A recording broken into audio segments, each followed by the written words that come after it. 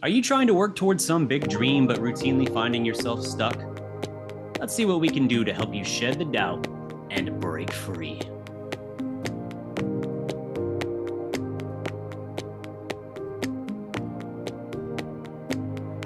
Now, if you feel like you're running in circles, stuck in the same place no matter how hard you work, first of all, the important thing to remember here is that you're not alone.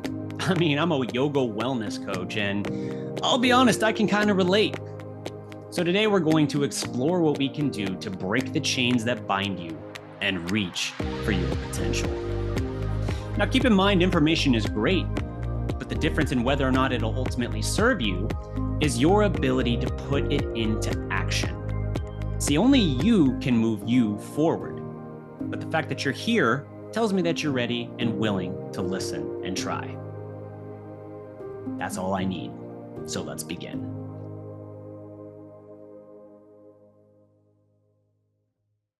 So first, I want to ask you the question, why do you think it is that we fail? Did you know that the University of Scranton conducted a study and found that only 8% of people achieve their goals? That means that a staggering 92% of people fail. But why? Why is that? Well, for starters, most people fail to set hyper-specific goals for themselves. They say things like, I want to eat better or lose weight. I want to earn more money or form stronger relationships with my friends and family. Hey, that sounds great, but I'm not hearing how you plan to go about that. See, when setting goals for yourself, you need to make sure that they're specific, measurable, achievable, and compatible with your life. Then you just have to be relentless in your pursuit. Finally, I believe in today's world, the written word actually still carries the most power. So don't just think it, ink it. Write down your goal on a piece of paper and stick it somewhere you'll have to look at it every single day. Let that fan your flame. But let's back up a moment real quick here. Before you write anything down, identify any obstacles that stand in your way. Typically, these barriers aren't actually external, but rather reside within you, such as a resistance to learning a new skill or operating beyond your comfort zone. Understanding these obstacles, however, can be the difference between succeeding in the long run and perpetually finding yourself stuck at square one. I'm going to give you a secret. Embrace discomfort. Always embrace discomfort. That's where you find growth. One of the most pervasive barriers is the fear of failure. It's the silent saboteur that lurks in the back of all of our minds, whispering doubts and fears that paralyze us into inaction. This presence really acts almost like a parasite. And while it'll never totally go away, by becoming aware of it, you're able to harness the ability to more effectively tune it out over time. Simply put, if you already know what not believing in you results in, why not flip the script and take a moment to believe in your own immense potential and believe in yourself? Now, you might be wondering, how exactly am I supposed to do that? I'm glad you asked. Allow me to expound. I want you to take a moment to think about how many opportunities you've let slip in your life because you were afraid of failure. Oftentimes, this kind of fear stems from past experience or societal pressures. But the key is to reframe failure at its most fundamental level and view it as a learning experience rather than as a finality. Seriously, the most tired yet appropriate example we're taught as kids in school is Thomas Edison and the light bulb. Famously, Edison said, I have not failed. I've just found 10,000 ways that won't work. Well, each failure brought Edison closer to the eventual success. But I mean, what did he ever do, right? So how can we overcome this fear of failure? The first step is to simply acknowledge your fear, but not let it dictate your actions.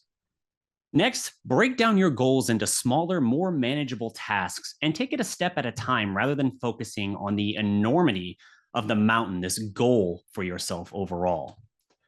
Third, I want you to celebrate every win along the way, no matter how small. This will not only build your confidence, but momentum. And the worst thing you can do is never celebrate the little wins while continuing to move the goalpost, because all you're doing is robbing yourself of joy and a sense of accomplishment in the present, so that when you eventually do reach a goalpost that you maybe can't clear, you're just going to feel like a failure in the end. And nobody wants that. Next up, we have that familiar devil, procrastination, often dubbed the thief of time. We've all been there, right? You've got something important that needs doing, and yet you put it off and you put it off, and then you get to the last minute only to find yourself stressed out of your mind and completely overwhelmed. But while some people may say that they do their best work under the pressure of a deadline, procrastination is not really a helpful or necessary ingredient to employ. It's not just about poor time management. It's more often rooted in deeper issues like fear or a lack of motivation. See, the things we prioritize are usually the things we value more highly, because we don't have to make ourselves do the things we want to do. For example, if you're a writer, you typically don't have to motivate yourself too much to try and put words on a page. Now, that's not a guarantee for everybody, but usually there's at least some desire to actually write. You might criticize yourself, but there's a story within you that I'm guessing you want to get out on the page. However, you might be a little less enthusiastic about editing your work, or writing a query letter to a potential agent, or that god-awful one-page synopsis. Hate it. Where was I? Right, procrastination. So how do we tackle procrastination? Well, here are some useful strategies you can try to employ. Next time you set out to work on something, particularly something that you're less than thrilled about, try the Pomodoro technique. You work for 25 minutes with a timer, and then take a 5-minute break. Repeat as needed until the task is completed. This way, you avoid overworking yourself. You give yourself adequate breaks and a chance to mentally recharge and reset, and allows you to have some more clarity each time you come back. Next, try setting deadlines for yourself.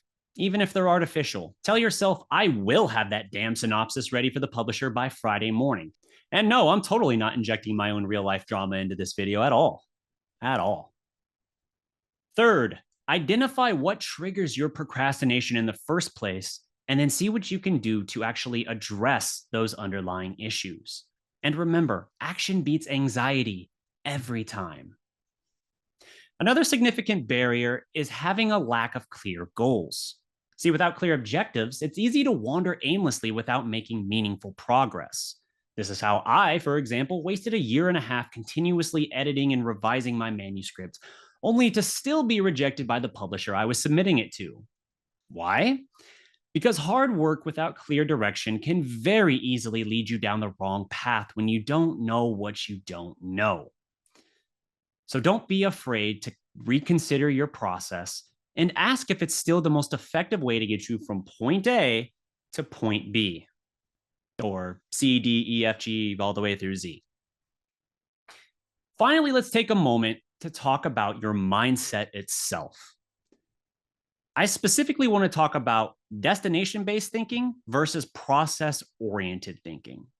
See, many people view success as a final destination, a point at which they can finally say, I've made it.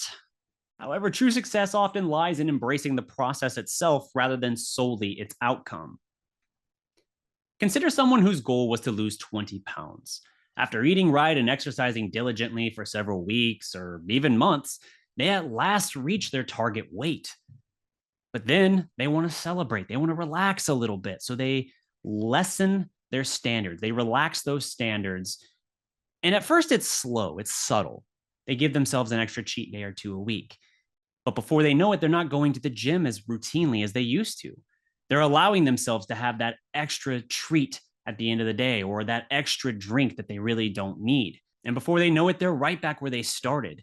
They're as miserable as they were before. It may be worse. Maybe they're on top of everything, furious at themselves now because they gave away everything they worked so hard to achieve. Every ounce of belief that they amassed for themselves, that they cultivated for themselves, has now been undermined by that weakness leading them astray. That's because you can't see such goals as work you do once and then you're just done. You have to keep putting in the work in order to maintain what you've worked to earn. It's a garden you tend, not a trophy you slap on a shelf and forget about. So let's talk about how to adopt a more effective mindset. One, focus on building sustainable habits rather than chasing short-term results. You want to write that book? Carve out at least 15 minutes per day to work on your novel and try to never skip more than a day at a time. You'll not only refine your skills, but establish a habit that will continually move you toward your greater goal. Next, understand that consistency trumps intensity over time. Motivation's great, but you can't exactly wait around for it. So, sticking with this book analogy, since I've already taken it this far, sit your butt down, put down words on the page or on the screen if you prefer, until your muse gets with the program and starts clocking in for work when you do. Third, enjoy each step along the journey, not just the end result. See, no matter the goal, there are often elements and obstacles that extend beyond our control.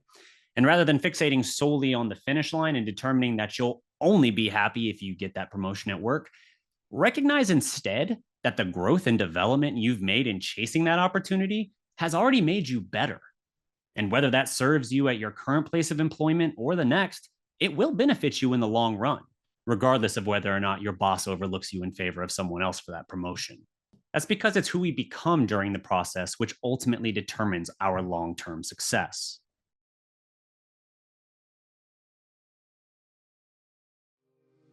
So to recap, we identified 4 barriers: fear of failure, procrastination, a lack of clear goals, and improper mindset. We also discussed practical ways you can tackle each barrier head on. So hopefully you've gained some valuable insights into what might be holding you back and how you can overcome those obstacles in the future. See, change may begin with awareness, but absent action, it'll never materialize the way you hope. That's because only you can save you. I'd love to hear from you though. What are some of the barriers you faced and how did you overcome them? Drop your thoughts in the comments below and let's see if we can create a supportive community where we can learn and grow together. And of course, if you found this video helpful, please give it a like, subscribe to the channel for more inspiring content, and above all, I want you to remember one thing. You're capable of more than you realize. My goal is just to help you see that for yourself. As always, I want you to stay positive, be relentless, and take care of yourselves. Till next time.